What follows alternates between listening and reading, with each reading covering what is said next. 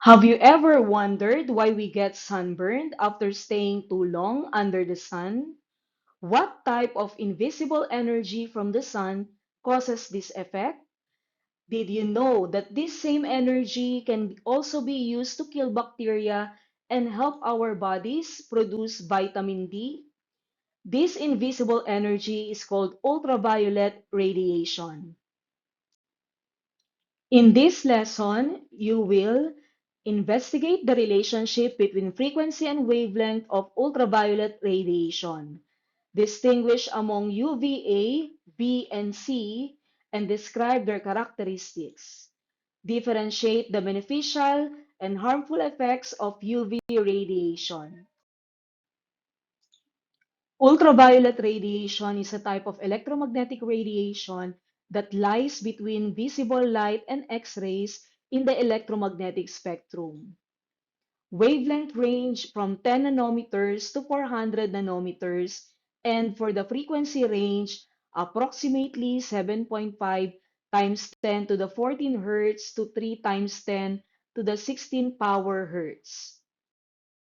Ultraviolet radiation is the part of sunlight which causes sunburn, skin damage, and skin cancer. Ultraviolet radiation can be broken down into three bands: ultraviolet A, B, and ultraviolet C.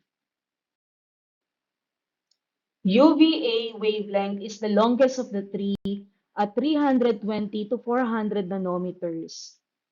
UVA rays account for up to 95% of the UV radiation reaching the Earth's surface. UVA rays stand for ultraviolet A, or more easily remembered as UV aging rays.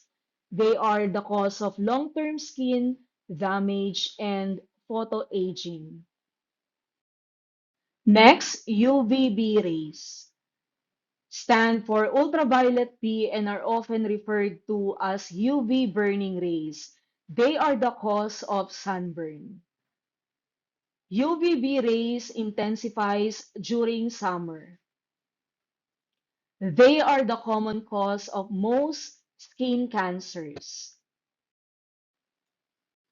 UVC rays stand for ultraviolet C. It is the strongest and most deadly of solar rays. However, the ozone layer stops this from reaching the Earth. Other benefits of UV radiation are the invention of fluorescent lamps, sterilization, pest control devices, authentication of documents, and collectibles.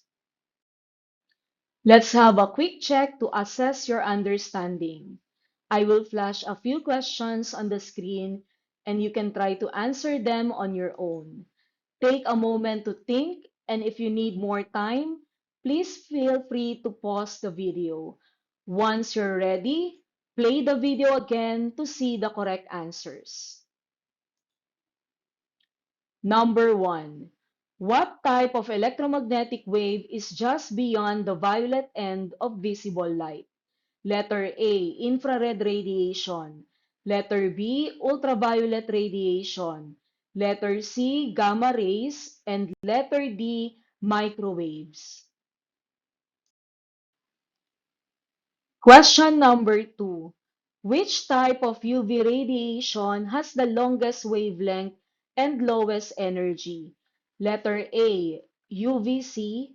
Letter B, UVB. Letter C, UVA. And letter D, X-ray. Number 3. Which type of UV radiation is primarily responsible for tanning and skin aging? Letter A, ultraviolet A. Letter B, ultraviolet B. Letter C, ultraviolet C. Letter D, gamma rays. Question number 4. What device uses UV light to sterilize laboratory equipment? Letter A, infrared heater. Letter B, UV lamp. Letter C, microwave oven. Letter D, X-ray machine. Number 5. Why is UVC radiation not a major concern for people on Earth's surface? Letter A. It is very weak in energy. Letter B. It is reflected by water. Letter C. It is blocked by the ozone layer. Or letter D. It is converted into visible light. These are the answers. For number 1, the answer is letter B, ultraviolet radiation. For number 2, the answer is letter C, ultraviolet A. For number 3, the answer is letter A, ultraviolet A. Number 4, letter B, ultraviolet lamp. And number 5, letter C, it is blocked by the ozone layer.